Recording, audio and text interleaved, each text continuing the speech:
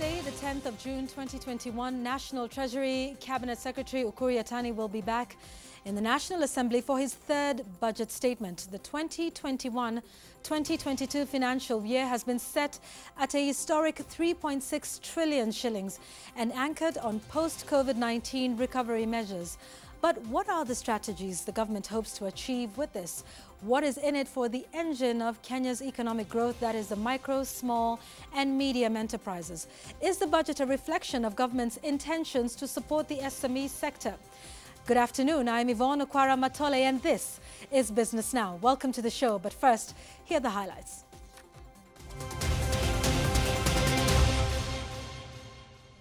National Treasury expected to present the 2021-2022 budget on Thursday. But what is in it for the SME sector? What role will small and medium enterprises play in the post-COVID-19 recovery? And does the government and big corporate have the right mix to sustain the growth of SMEs in Kenya?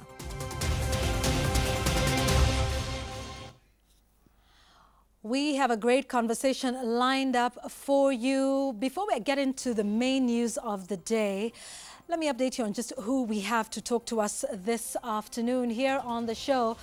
Let me show you who we've got. Well, we've got Sandeep Main, who's the director, who's the director, Tax and Regulatory Service and Head of Enterprise at KPMG East Africa. Also on the show this afternoon, we've got Anthony Kiogora. He's from the Equity Group Foundation. He's the Associate Director, Financial Enterprise Development and Financial Inclusion. And we have a player in the SME sector. That's Evanson Kahora, who's the Director at Tender Care Schools Limited. You do know that the education sector has been hardest hit by COVID, and so we'll definitely be looking forward to what this new budget and what the new financial year for the government and the economic policies have in place for him and players in his sector. All of that is coming up in just a moment. But first, here are the stories that are making headlines this afternoon. The Kenya Bureau of Standards has approved a new code of practice to guide sanitary production and distribution of miraa produce in the country. The new code requires operators in the miraa supply value chain, including miraa growers, propagators, aggregators, transporters, shippers and cargo handlers to observe hygiene practices and ensure sanitary operations and that they comply with food packaging requirements. This will come in handy in ensuring traceability and safety.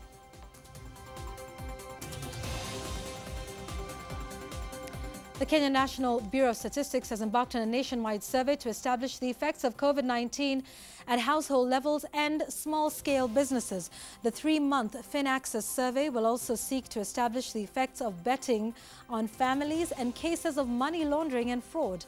The Director General, McDonald Obutho, says the survey would also look at financial transactions so as to help the state make informed decisions.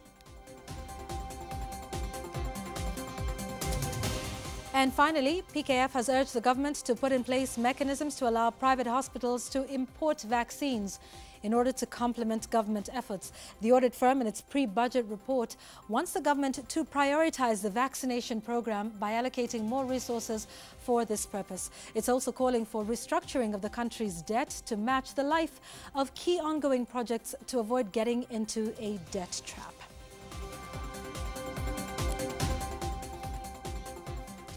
All right, so you are now up to date on that one.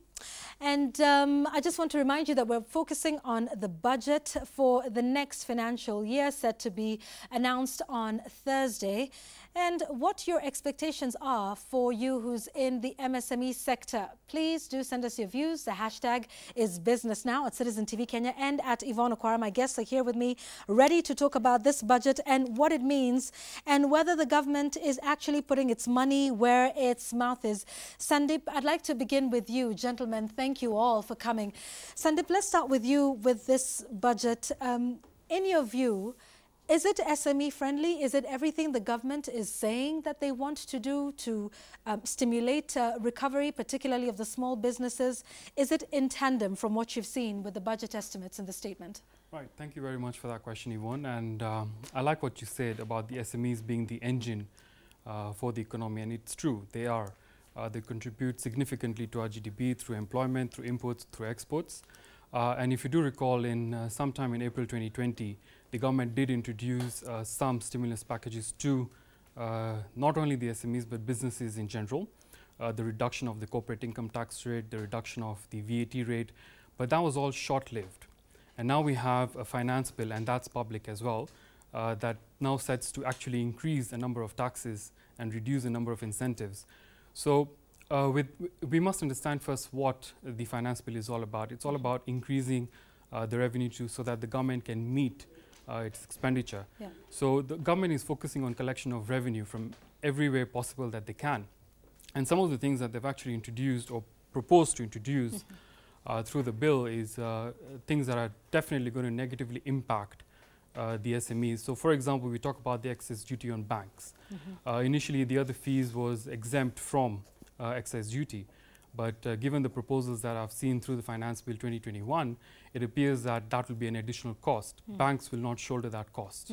Banks are definitely going to pass it on to the end user, which is companies, people like you and me, making the cost of borrowing very high. Again, you look at if an SME cannot borrow from a financial institution, where do they go? They will go to Shylocks. And we all know that 90% of the businesses in Kenya are run by debt. Yeah. So there are those kind of proposals that I believe do have a negative impact on the SMEs, but there are also those that are positive. We look at now the DST. DST is basically the digital service tax. Initially, when introduced, it was open-ended. And effectively, it even meant that a resident company that has an online platform through which they're trading, selling services, would then be subject to DST. And that was a big discouragement for the entrepreneurs, the young, tech-savvy people. Yeah. So the government has now brought in that clarification that it's only going to be for foreign companies, your Googles, your Facebook. Right. That would then have to account for that DST. The question is, for the people selling the services on these platforms, would Google or Facebook then push down that cost to you, which means you push it down to the end user? Yeah. So again, we're talking about an increase in cost, an increase in doing business in Kenya through some of these tax measures. Okay, and we'll get into a couple of more examples. And I like that you've mentioned the cost of borrowing, will go up for many SMEs. I mean, many businesses run, like you said, on debt. I mean, I hardly think there's any business that, runs on its own savings. And, many people use what we call other people's money to be able to run your businesses. And we'll get into a little bit more on that. And Sandeep has talked about the importance of the MSME sector. Anthony, perhaps you could just talk to us a little bit about why this is important, that would necessitate the government saying they're training their focus on the MSME sector with this next budget for the coming financial year. Thank you, Yvonne. Yes, the MSME sector, Sandeep has alluded, employs over 90% of workforce in this country. And not just in Kenya, but broadly even in the sub-Saharan countries in Africa.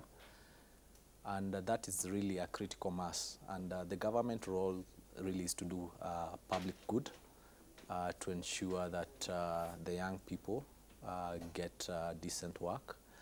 And so focusing on this sector is definitely a win-win in terms of that agenda and that vision of really enabling economic opportunity for majority of the people. We are talking of over 7 million SMEs in this country. And any stimulus, any policy that enables functioning of that segment is going to give us good results, both in the short term, but also even in the long term. The government should also focus on formalizing this sector and ensure that this sector does participate fully in the opportunities that the government also provides, and most of the expenditure should also be directed there. Yeah, and perhaps that would also give them access to some of the facilities that exist, which is the funds that the Equity Foundation has put in place. For the benefit of our viewers, and we'll get to that in a moment, is what, $4.2 billion that Equity Group Foundation has for SMEs? Is that correct? Yvonne, that is correct. Okay. Equity Group Foundation, being part of Equity Group, is working very closely with the bank. The bank has committed to unlock $4.2 billion over the next 5 years to be accessed by micro, small, and medium enterprises.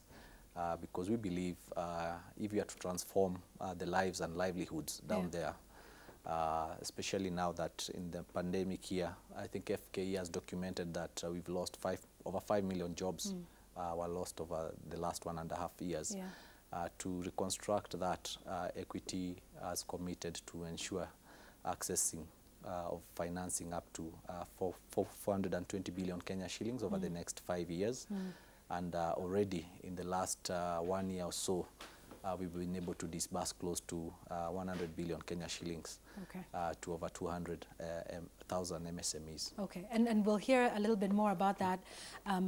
You know, which areas specifically you're targeting and what specifically you're hoping that money will do in terms of the turnaround, in what ways. We'll get to that because I know that's what many of you want to know about. When you hear money, you're like, okay, you want a piece of it. We'll get to that. Remember the hashtag to use is business now at Citizen TV Kenya and at Yvonne Okwara as we carry on with the conversation. So we've talked a lot about the importance of SMEs. It's something we have emphasized here on the show, you know, providing over 90% of the jobs that are here in the country. But let's speak to one person who's actually a player in that sector, and that's you, Evanson. In the education sector, no doubt has been one of, you know, the hardest hit. The opening, the closure, the complete overhaul of the academic calendar. In fact, many of your customers themselves losing their livelihood, and therefore, you know, I'm sure that affects you. Talk to us about what the last year has been for you at tender care schools in your practice, and perhaps for the sector as a whole, if you can. Thank you very much, Yvonne. I would like to first of all start by thanking you for this opportunity to be able to talk to Kenyans and our viewers about business and especially the SMEs, because I believe it is the backbone of the economy. It drives the economy.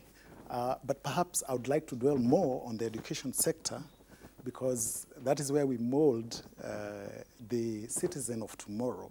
And for us to be able to mold, or rather to have a responsible and dependable citizen of the future, our education system has got to be right. And we've got to create the enabling environment in which the players, both public and private, can be able to thrive. Talking about the last 1 year, the pandemic here, it's not been a walk in the park. We were the hardest hit because it was total closure. We had employees to take care of. We had debts in form of loans advanced by the banks and other financial institutions to take care of. And all of a sudden, all the income streams, the revenues are cut off overnight because of the closure. That created a situation of uncertainty, if not total chaos. And it hasn't been easy. But I'd like to first appreciate Equity Bank, Anthony, that was, they came out for us, or rather to us, and offered some financial accommodation in terms of a moratorium on loan repayments. And you cannot imagine the comfort that that gave us, because we could sleep soundly. Some of us, when it comes to financial accountability, we like to have been in the banking, or rather have been banked for the last 36 years. And no bank can lay a claim and say, I have defaulted. So it is not in my character to default on loans. And you can imagine if you didn't have that comfort of, say, getting that moratorium, it would have been a nightmare for some of us. And you mentioned the role that the private sector, particularly the banking sector, has played in you know, just sort of helping you figure things out, to give you a stopgap, you know, a bit of a breather or a break. What for you has been the government's role so far? You know, Sandip clearly reminded us of all of the tax relief measures that were instituted last year, but then those were for a period of time that lapsed at the end of last year. So what has it been like from, say, January this year? And what more do you think government can do going forward? I think one thing that I would actually ask the government to do is to recognize the role of the education sector in general in stimulating economic activity. Actually, if you notice, before schools reopened, the economy was somewhat, dormant. It was just asleep. And then all of a sudden, when the schools reopened, there was a lot of economic activity. And I think these things are well documented by the Central Bank of Kenya and the Kenya Bureau of Statistics, that in the first quarter, even in the banks where you have structured mechanisms of surveying and, looking at the whole issue of how every sector is performing, I think the report is different from the previous where we had a total lock or closure of schools. So we would like the government to be a little more sensitive, and particularly to the privately run institutions, because like public schools were cushioned, the employees or the teachers were actually paid during the pandemic. For us, because we had no... What did you do? How did you manage it? We paid up to some certain point, and then of course we innovated. We had online learning going on, and which was still being somewhat demonized by the system. That is the education system, or the policymakers and regulators. But that way we were able to sustain quite a number of our employees on the payroll. We kept their NSSF and NHIF the accounts, all the statutory payments, including NITA. They were well serviced. But I think when it comes to the actual or the real, support, I'm sorry to say we didn't feel the government really very well. All right, okay, and that's fair enough. Sandeep, so now we're looking forward to a new financial year with the government. Let's talk a little bit perhaps about what SMEs, what Evanson and maybe others across different sectors have to look forward to, or let's start off with the good. I know you touched on that a little bit with the DST. What's good? And then we'll talk about what might be a little painful for them. Painful, right. Thanks a lot, Yvonne. So the other good thing that the finance bill seeks to introduce is the removal of the tax loss cap. So essentially this would hit close to manufacturing entities, startups, that have tax losses. That was actually limited to 9 years, but now that cap has been removed, which means you can carry forward your tax losses almost indefinitely. The reason I say almost is because of the new tax that was introduced in January 2021, minimum tax. And we shall not talk about it because it's in court. But essentially, minimum tax is the essence of minimum tax is that each and every taxpayer must pay a bare minimum. In our case, would be 1% of your sales, irrespective of whether you are in a profit or a loss position. Right. Now, before minimum tax loss would cushion the SMEs for any investment they have made. It would cushion the SMEs to carry forward, meaning you do not really need to worry about a cash outflow from a corporation tax perspective, the 30% you pay on your profits. Yes. So that would have been the cushion for the SMEs if minimum tax was not in place. But carrying forward of tax losses still gives you a sort of a cushion against your corporation tax, but not necessarily the minimum tax. Right. So that's the good, the one good that I did see. Again, we must appreciate revenue authorities now heavily relying on data analytics. We are all on iTax. These days when you incorporate a company through the e-citizen, you automatically get your PIN.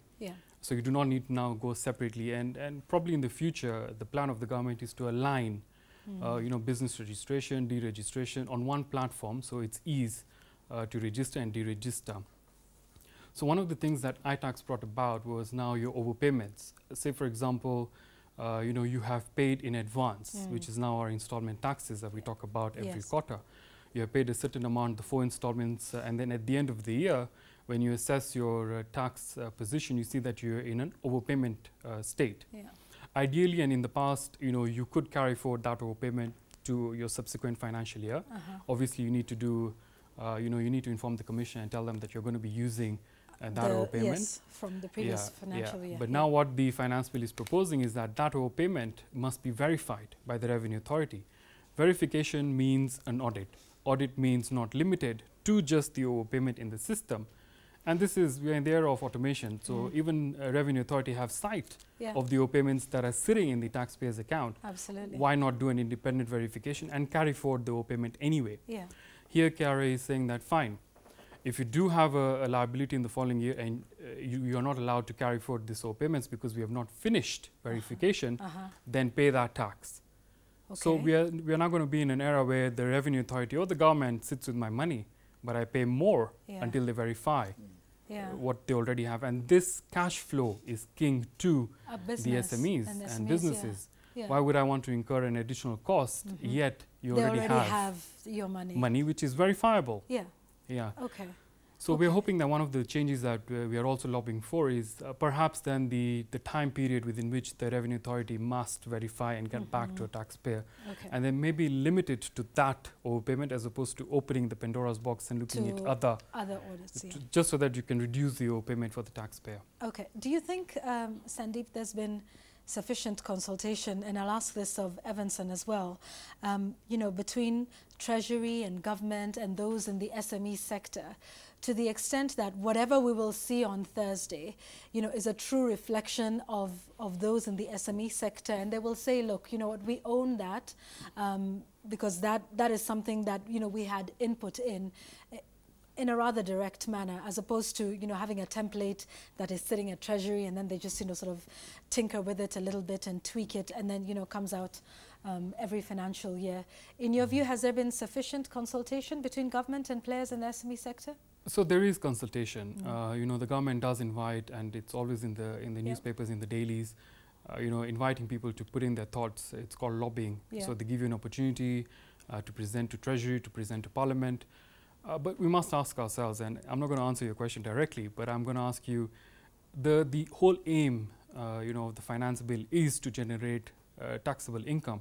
So even if your proposals are there to tell the government, reduce this particular tax, it might be a justifiable cause, so that you can, if you reduce a particular tax, you net in additional taxpayers, resulting in an increase in the tax base. But my personal view is that the government is focused on the current taxpayers and the people who are actually paying tax currently, to then increase, what more can they get from the ones who are already taxed. Absolutely. And so the proposals are there. There is public-private participation. You are called to make submissions. But at the end, it is really up to the government to make a decision on what they want to include. On what they want to include and not include. Absolutely. Isn't that the biggest debate about public participation in this country, which is a principle of our constitution? But I guess, the ultimate threshold and whether that information has actually been used or, by the players who make the tax policy and, legislations as well. Evanson, what's your experience? Do you feel like you are adequately consulted or part and parcel, or you participate in the processes such as, what's been happening? The process of budgeting is done throughout the year, but perhaps in the last quarter of this year. As a person and as an institution, I don't think we have been consulted, but we have our lobby, which is the Kenya Private Schools Association, which does constantly engage government and the regulators in terms of advocacy for the private schools, and also in terms of, telling out what exactly it is that they would expect of government and what is government not doing right. But I think it would be key if also the taxpayer or the tax authorities, that is Kenya Revenue Authority, went out on a campaign to educate the taxpayers. And not only KRA, we have those other bodies like NITA Yeah. I have an instance of where we actually took ourselves to NITA to get registered, and because we didn't know that we were supposed to be registered as NITA or paying members of NITA. And That's the once National Industrial Training National Industrial Authority. Training Authority. For our viewers. And I bet if you go to most of the private schools, they will actually probably not know that there is a rule that like so that. So a lot more exists. education as opposed to when they come at you for defaulting. They penalize. Yes. And I would say, like Jesus said, the law was made for man, not the other man way for the around. law. Right. Okay. Yeah, so we should not be seeing punishment. I didn't finish. I'm being, or rather the school is being punished, or rather demands are coming that we should pay for penalties for the years that we had not registered. Yet we took ourselves to the authority and said we would like to be registered because we have known that we need to be paying members of NITA. Okay. So a lot more education by the government, and they should view taxpayers. Like Sandeep has, is it Sandeep? Sandeep, yes. Yes, he has alluded. We should not be overtaxing. Like now, when I take myself there, I become a target. When I'm paying the taxes, more of taxes are demanded from me than for those people who are not already paying taxes. Okay. So those are some of the issues that we face on a day-to-day basis, and sometimes it can be very frustrating for the business people, and especially the SMEs. Absolutely. That's interesting. You've mentioned that. I will give you a moment to address the government and Treasury for what it's worth. I mean, I know it's all said and done, and we're just waiting to hear what they've put in the finance bill and everything. I think we have time for just one more question before we get into a break, and that one is for you, Anthony. So here we are, and we will talk about, you know, the money and the fund that is in place. But in your view, what would need to happen to enable SMEs ride through this very rocky wave of COVID-19 from a government policy, tax, legislation perspective? Thank you, Yvonne. Just having to listen to a real SME here, I think has been an eye-opener and given a different perspective. But definitely, I think government can make a huge contribution.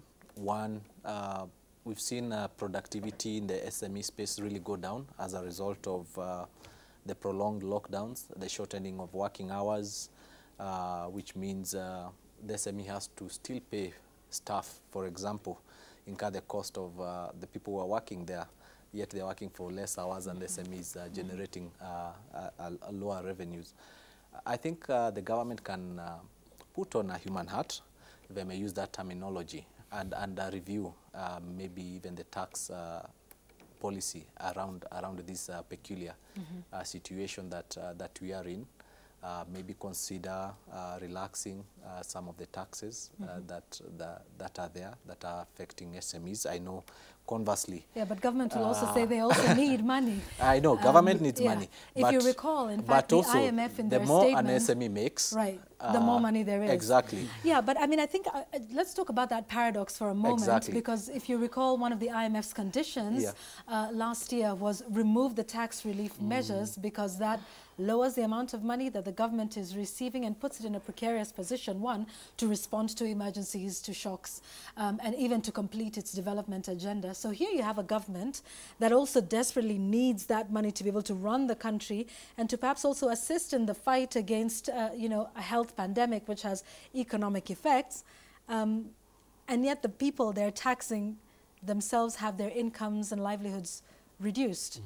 So how do they balance that? Just speaking on the FKE report, 5.2 million people lost their jobs over the last slightly over 1 year. Maybe the statisticians could guide us and tell us from a tax perspective how much tax was lost there. So I think the priority should really be to get people back to work, revive and stimulate activity in the MSME space, whether it's in the schools and all that.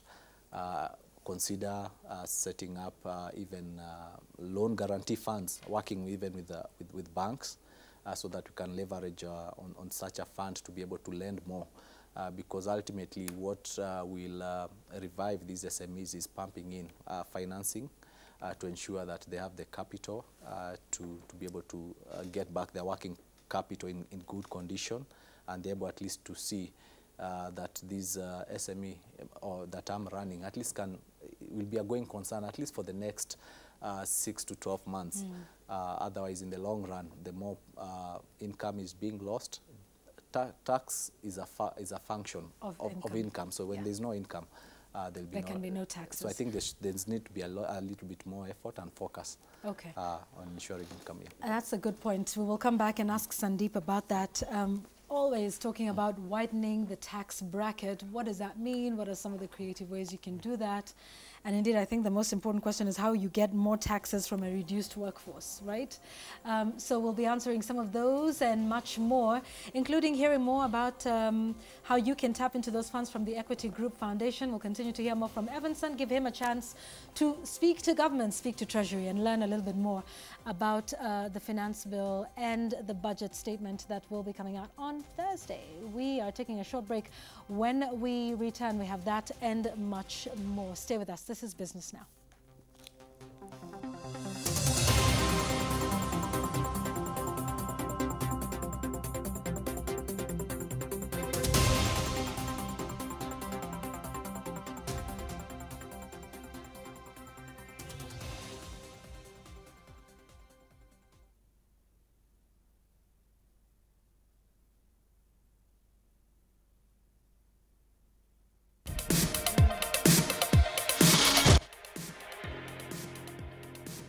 We are Atlantis Life Science Limited. We've been doing animal health, poultry, genetics, and now we ventured into public health products and hygiene due to the pandemic. We saw this as an opportunity we can jump into, so we thought we can utilize our capacities to make sure that we're able to meet the demand which was there by then and which is still ongoing. The pandemic highly affected us in terms of, that's the cost of business basically, because you see airfare went high, we import some things, the same to sea freight, it went high. When our cost of goods goes high,